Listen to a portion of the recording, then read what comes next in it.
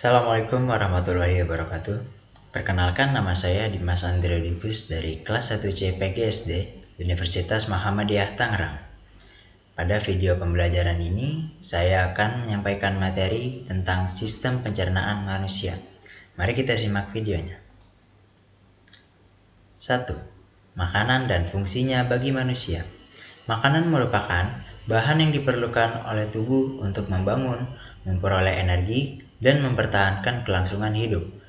Ada 6 kelompok nutrien yang dibutuhkan untuk kesehatan manusia, yaitu karbohidrat, protein, lemak, vitamin, mineral, dan air. Jika tubuh kekurangan zat makanan, tubuh kita menjadi sakit. Berikut beberapa nutrien yang diperlukan oleh tubuh. Yang pertama ada karbohidrat. Zat makanan yang tergolong karbohidrat antara lain gula, tepung, dan selulosa yang semuanya berasal dari tumbuh-tumbuhan. Fungsi karbohidrat bagi tubuh adalah sebagai sumber energi, menjaga keseimbangan asam basa cairan tubuh, beberapa berperan dalam penyerapan kalsium dan bahan penyusun asam nukleat atau penyusun DNA. Kekurangan karbohidrat dapat menyebabkan tubuh menjadi kurus dan lemah. Apabila hal ini berlarut, dapat menyebabkan penurunan semangat, sering gugup, dan imun tubuh melemah. Kemudian protein. Fungsi utama protein adalah membangun struktur utama tubuh, mengganti sel-sel yang rusak, dan mengatur berbagai proses dalam tubuh. Sumber protein yang berasal dari hewan disebut protein hewani, contohnya seperti ikan, daging, susu, dan telur. Sedangkan protein yang berasal dari tumbuh-tumbuhan disebut dengan protein nabati seperti beras dan jagung serta kacang-kacangan. Pada saluran pencernaan, protein diubah menjadi pepton dengan bantuan enzim pepsin di lambung dan enzim tripsin di usus halus. Kemudian ada lemak. Fungsi lemak sebagai sumber energi pembawa zat-zat makanan esensial, sebagai isolator sehingga tubuh dapat mempertahankan suhu normal, serta sebagai pelarut vitamin A, D, E, dan K. Pada pencernaan tubuh kita, lemak diubah menjadi asam lemak dan gliserol dengan bantuan enzim. Energi yang dihasilkan lemak 2 kali lebih banyak daripada yang dihasilkan oleh karbohidrat. Selanjutnya ada vitamin. Vitamin dalam tubuh berfungsi sebagai koenzim yang berperan dalam katalisator, yaitu zat yang membantu mempercepat reaksi-reaksi zat dalam tubuh. Berdasarkan kelarutannya, vitamin dapat dikelompokkan menjadi 2 macam, yaitu 1. Vitamin yang larut dalam lemak adalah vitamin A, D, E, dan K. Dan vitamin yang larut dalam air adalah vitamin B dan C. Kemudian mineral. Mineral diperlukan tubuh dalam jumlah sedikit. Tiap unsur-unsur mineral mempunyai fungsi tertentu di dalam tubuh. Penyakit kekurangan mineral disebut defisiensi mineral. Lalu air. Di dalam tubuh kita, air berfungsi sebagai A. Melarutkan makanan dan mempercepat reaksi kimiawi tubuh. B. Mengangkut zat sisa pembakaran yang tidak terpakai. C. Berbagai substansi di dalam tubuh dan mengatur panas tubuh. Setiap orang memerlukan sekitar 4 liter air setiap hari. Kekurangan air dalam tubuh dapat menyebabkan dehidrasi. Yang kedua, saluran dan kelenjar pada sistem pencernaan manusia. Saluran pencernaan adalah alat-alat yang dilalui oleh makanan, sedangkan kelenjar pencernaan adalah bagian yang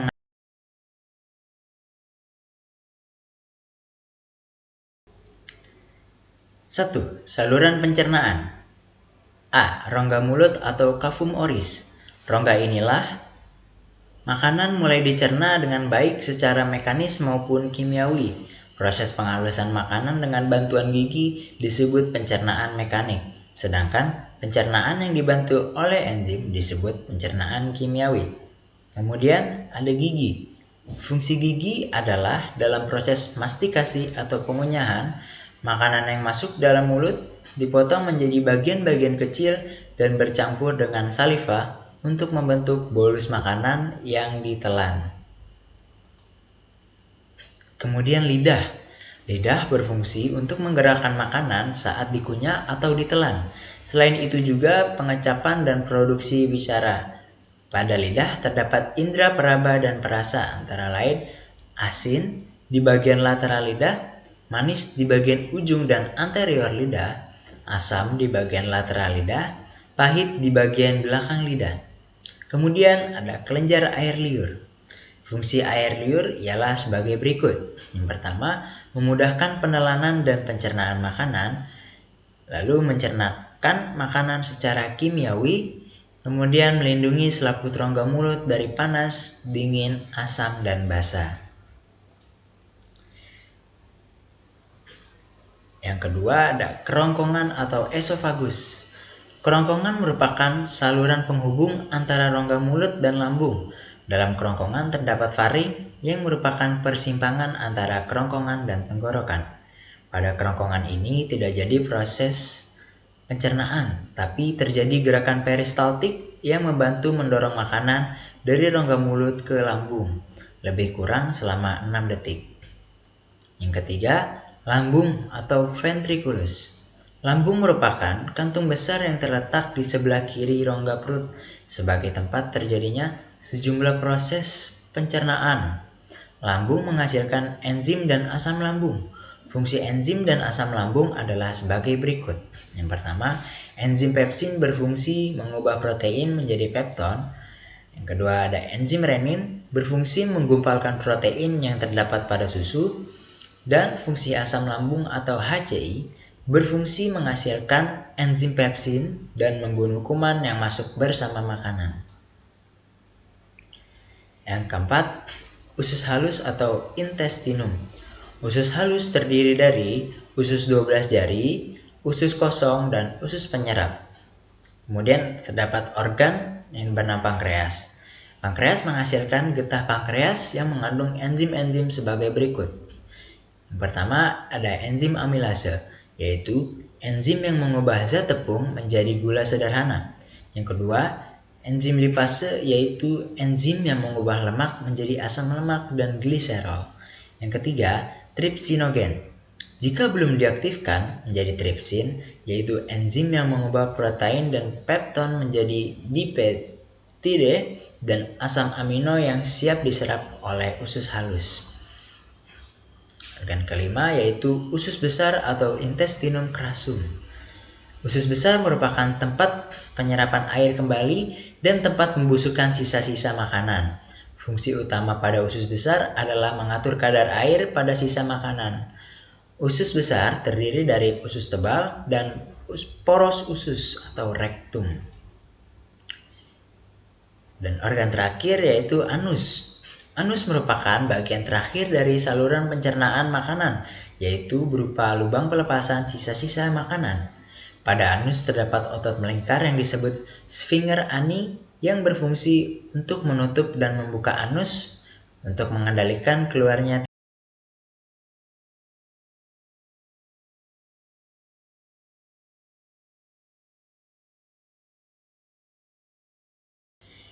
Yang ketiga, gangguan pada sistem pencernaan. 1. Paroritis atau infeksi pada kelenjar parotis. Gangguan ini sering disebut sebagai penyakit gondong. Penyakit ini disebabkan oleh virus. Upaya yang dapat dilakukan untuk mencegah penyakit gondong adalah menghindari kontak jarak dekat dengan penderita penyakit gondong. Yang kedua, tukak lambung atau sering disebut juga dengan gastritis, merupakan radang pada dinding lambung. Upaya yang dapat dilakukan agar terhindar dari tukak lambung yaitu makan tepat waktu, menjaga kebersihan makanan dan tangan sebelum makan, pastikan makanan benar-benar matang sebelum dimakan, menghindari obat-obatan yang memicu kenaikan asam lambung dan tidak merokok. Yang ketiga, diare. Penyakit ini dapat terjadi jika seseorang mengalami buang air besar yang melampaui kebiasaan, feses encer, dan banyak cairan. Langkah awal pengobatan diare adalah makan dan minum untuk mengganti cairan tubuh yang hilang, kemudian minum larutan garam oralit. Yang keempat, ada marasmus atau gizi buruk. Penyakit ini terjadi karena penderitanya kekurangan karbohidrat. Pencegahan penyakit marasmus adalah dengan pemberian ASI eksklusif sampai anak berusia 6 bulan. Setelah itu, anak diberikan tambahan pendamping ASI dan bervariasi seimbang antara protein, lemak, vitamin, dan mineralnya. Dan yang terakhir, kwashiorkor merupakan penyakit kekurangan protein. Kwashiorkor sering juga disebut busung lapar yang biasanya terjadi pada anak usia 1-3 tahun. Kwashiorkor dapat ditangani dengan memberikan makanan yang mengandung lebih banyak protein dan lebih banyak kalori, yang jumlahnya bertahap dan ditingkatkan secara perlahan.